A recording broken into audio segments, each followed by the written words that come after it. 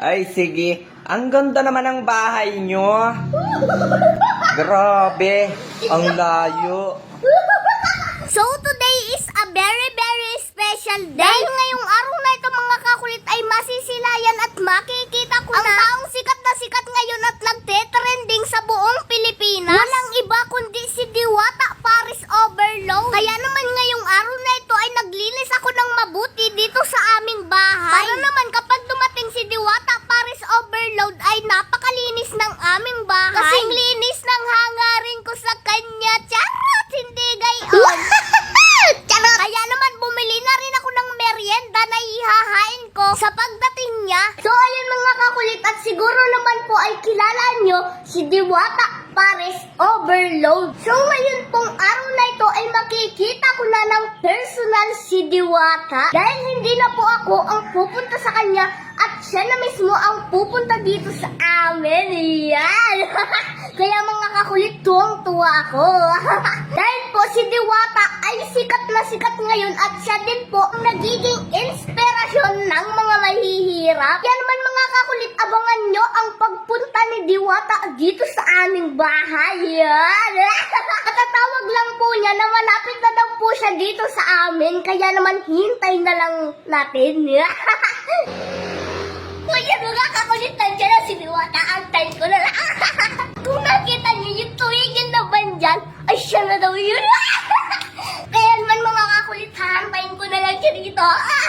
So ayan mga kakulit at nandiyan na nga siya. Hala! Hala, totoo ba to? Hi, hello po. Hello po! Hala! Tuloy po kayo sa aming bahay. Ay mga kakulit, nandiyan na nga siya. Po muna po. Ay, sige. Ang ganda naman ng bahay nyo. Grabe. Ang layo. Hindi ako makapaniwala. Saan nga talaga? Mga kakulit, papakita mo sa inyo. Nakakayang videoan. Pwede po ba kayong videoan? Okay lang. Videohan mo na ako. Grabe, pinagpapawisan ako mga kakulit dito na naman, oh. Pagbubutol-butol na yung pawis ko. Siya mga kakulit, di talaga ako makapaniwala. So yung mga kakulit, papakita ko na sa inyo si Diwata. Hi, hello po! Hello. So ayun mga kakulit, at i-interviewin po natin si Diwata. Hindi ako si Diwata. Ako si Diyata. Ako si Diyata, hindi ako si Diwata. Sino ang Diwata ang tinutukoy mo? So, Sir Diwata at Sir Diyata. Diyata. So, bakit po pala kayo nagawa dito sa lugar namin? Eh kasi, ipatitikim ko sana sa iyo yung aking Lucky Me Overload. Ipapatikim ko sana sa iyo itong aking Lucky Me Overload. Ayan. So ngayon, ere-rate mo siya kung anong lasa ng aking Lucky Me Overload at saka itong aking Buns Joy. Buns Joy. Sige po. Alam ko ba, Sir? Paris Overload ang tinda nyo. Bakit ang dala nyo po ay Lucky Me Overload tsaka tinapay? Hindi Paris Overload ang aking tinda. Lucky Me Overload at saka itong Buns Joy. Hindi Second Joy. Kay Diwata, Second Joy sa akin, Buns Joy. At saka Lucky Me Overload.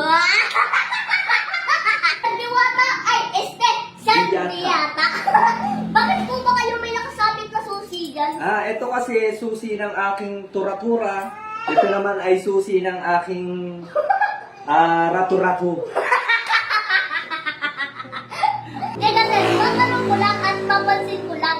Tunay po ba itong kwintas nyo? Tunay ito. Tunay na kwintas ito. Ito po ba ay brilliante at ito ay gold? Ay, hindi. Hindi ito brilyante at hindi ito gold. Pero tunay na kwintas ito. Kita mo nasa ito, diba? Ito, kaya lagi kong sinusot kasi para pangontra sa mga at saka sa... Yan. I-rate mo naman itong aking Lucky Me Overload at saka itong aking Vans Joy. Kala ko Paris Overload. Ay hindi, Lucky Me Overload po tayo ngayon at saka po Vans Joy. Kagagawa lang po nito at may guyang pa. I-rate mo naman ang aking Lucky Me Overload at saka itong Vans Joy. Sige. Ano pong lasa? Ano pong lasa ng aking Lucky Me Overload? Masarap po. So, ayun mga kakulit at i-rate ko po itong pagkain ni Sir Diwata. Diwata pala. Diyata Lucky Me Overload. Vans Joy. So, ano palang rate mo dito sa aking Lucky Me Overload? Siguro mga 10 over 10. Okay. Ay dito sa aking Vans Joy. 10 over 10 din. Ay, thank you. Hello po, i-follow niyo po kami. Thank you. Grabe mga kakulit, ibang diwata yata nakita ko. Inkanto yata ito.